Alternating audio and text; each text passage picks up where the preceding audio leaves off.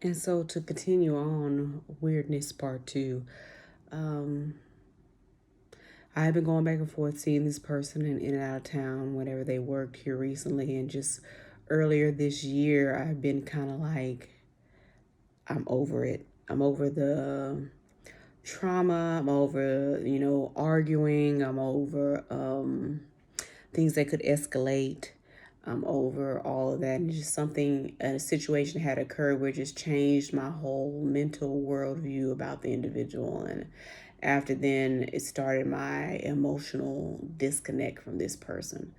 It'd be like I'd be disconnected every single way from this individual, but emotionally, I wasn't disconnected yet until, that specific situation happened in the beginning of this year. So, um, now, we're getting along good because the more I've turned off myself emotionally from this person, the better the relationship has gotten. Does anybody know what that is? Somebody help me figure that out. What is that?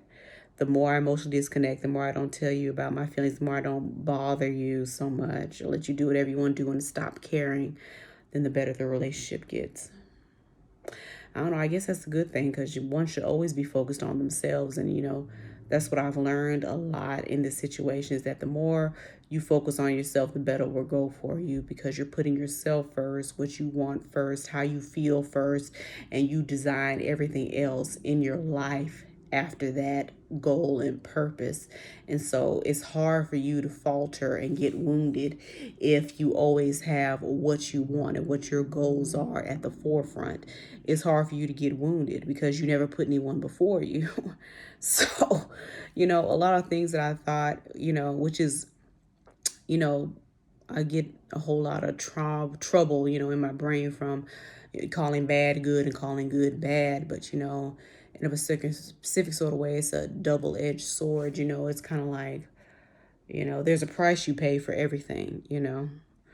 Whether, when you're in a relationship, you're supposed to give love, to each other, but it takes two to be able to do that. It can't be a one-sided thing, one person giving their all and the other person's like, I gotta put me first.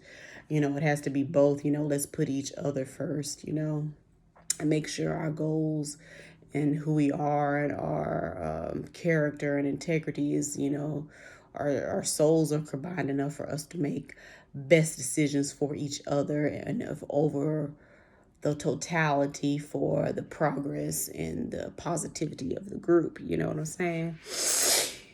So, it takes that, in real life, real good relationships. But, how do you come across that in real life? You're not going to come across that with people who are willing to submerge themselves, that far, give that much of themselves, to be like, well, if I love you, that means I put you before me.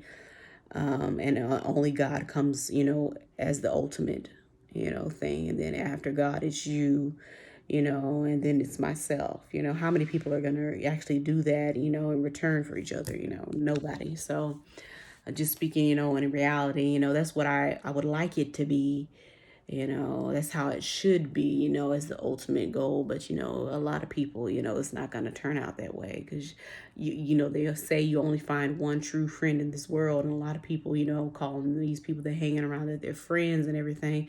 The people are not really friends. You know what I'm saying? That you're associates, you're only going to find one real true friend in skin in this world. That's what they say because, everything else is kind of bull crap. But so anywho, so going on this journey with this person, off and on or whatever, and I get to a point, where I'm unstable, so I'm kind of relying on God ultimately, but also relying on them as well to help out and help me get through these times, like I've done for them. Once I love you, you're mine. Okay, I take care of you. I want to lift your spirits, lift your soul when you're down. I'm in the trenches with you. I'm 100%. I'm all the way in, head over heels, in the deepest part of the river, darling. Rolling in the deep with you. That's just how I am because it's not often for me that I feel that way about anyone. So, um, so After being through hell with this individual, and you know that I'm finally going through something, you know, it's their turn to reciprocate. You know, they reciprocate, you know, without thunder, not without thunder, not without thunder, but they do end up reciprocating or whatever. And it's just like, long story short, this person's working out of town again. They want me to come back out of town again and visit them so we can spend time together. And you know, most people say, oh, that's a good thing, but you don't know where I was and where I fought from mentally, from being feeling so pressed to be around them or to be with them, or maybe they're dating somebody else, or maybe they're screwing around with somebody else, or this person might not have good intentions for me, so I got to be around to supervise them and see who they're talking to. You know, if I'm around all the time, that means they're not doing anything behind my back and all this other stuff. You know, and this person, I'm not saying was a saint, and neither was I. You know what I'm saying? That just having those feelings that drive you, and when you no longer have those feelings behind that are driving you, it's kind of like, I don't want to do that. I don't want to give up my weekend of laying in the bed, watching YouTube videos, watching church on TV, being at peace, watching what I want to watch when I want to watch it, not having to worry anything about you. I don't want to give that up to be around you. My peace and quiet, my peace of mind. Not saying that I wouldn't have peace of mind with you. I can decide to have peace with you regardless of what you do. But at the same time, it's less of a work or less of a pull to just sitting by myself alone. You know, it get lonely as hell sometimes, you know, person out of town working or whatever. I don't have any friends. You know, that's why I started this channel, talking to people or whatever, because I don't have any friends. That's why I call it Rebuilt Rejects, like I call it, because I feel like walking through this world like I'm a doggone reject. Like, ain't nobody screwing with me, ain't nobody messing around me too deep on nothing deep or nothing sincere, you know. So I walk around a lot of time feeling depressed like a reject. But you know, I'm still trying to rebuild from that. I'm trying to come up from that. I'm trying to remain positive through all that. That's what Rebuilt Reject is about, honey.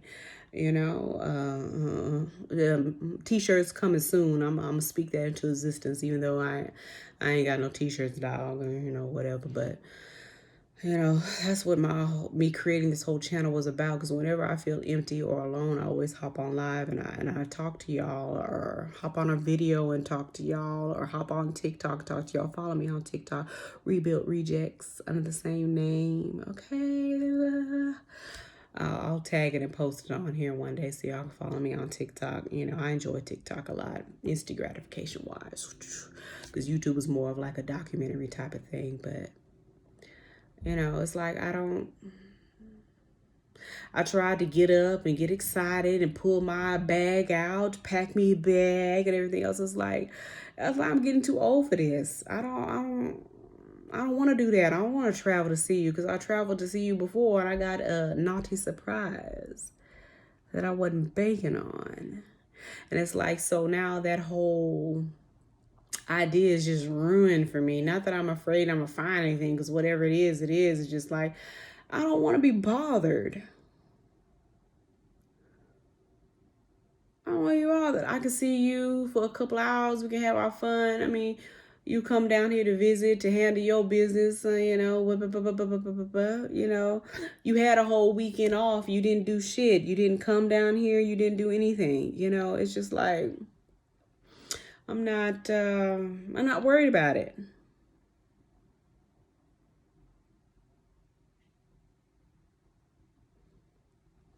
You know, it is what it is. Jesus Christ. It is what it is, man. So power to the people. I can't see myself backsliding off of that. My decision to I'm not driving nowhere to visit nobody. You want to see me, you know where I'm at. Baby, address don't change, doggone it.